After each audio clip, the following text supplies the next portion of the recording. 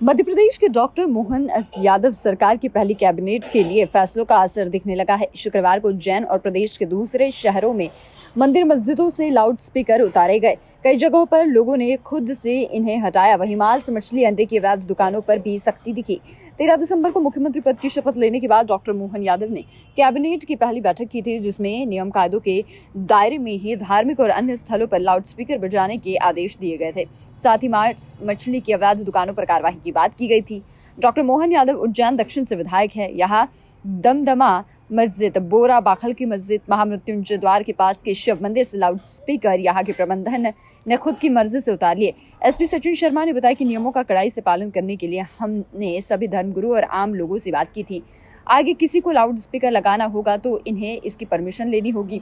SP के मुताबिक शादी में भी डीजे में 2 साउंड बॉक्स लगाकर निर्धारित डेसिबल तक की ध्वनि का विस्तार करने की अनुमति रहेगी। सरकार से कार्रवाई शुरू कर दी गई है। पूरे मध्य प्रदेश में शासन की मंशा अनुरूप उज्जैन जिले में भी ध्वनि विस्तारक यंत्रों को लेके तहसील अनुभाग स्तर पे सभी जो धर्मगुरु हैं और जितने भी ग्राम रक्षा समिति, नगर रक्षा समिति के सदस्य हैं, उनके साथ बैठक ली गई थी।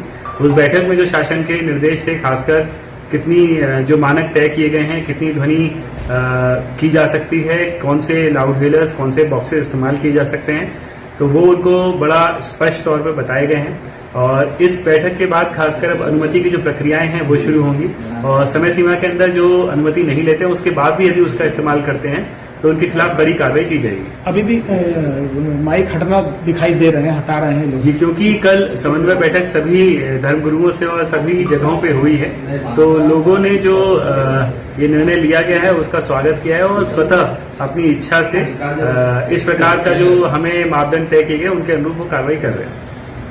उस मुद्दे पर सभी जो स्टेक होल्डर्स हैं, सभी उससे जुड़े हुए जो विभिन्न पक्ष हैं, सभी लोगों से उसमें एक बैठक का आयोजन किया गया।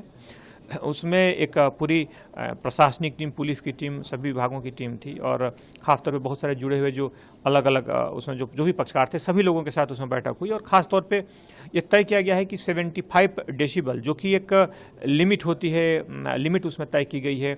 ख़ासतौर पे जो इंडस्ट्रियल एरिया है, जो उससे जुड़े हैं, खासतौर पे जो दूसरे एरियाज हैं, यानी कि रेफिडेंशियल एरिया में 55 है और 65 कॉमर्शियल एरिया में उसमें उच्चतम ध्वनि सीमा तय की गई है। तो उनका पालन किया जाए, क्योंकि बहुत सारे ऐसे मामले, ऐसे स्वास्थ्य संबंधी विसंगतियां देखी गई हैं कि बहुत उच्च ध्वनि प्रदूषण से इस तरह की समस्याएं आई हैं।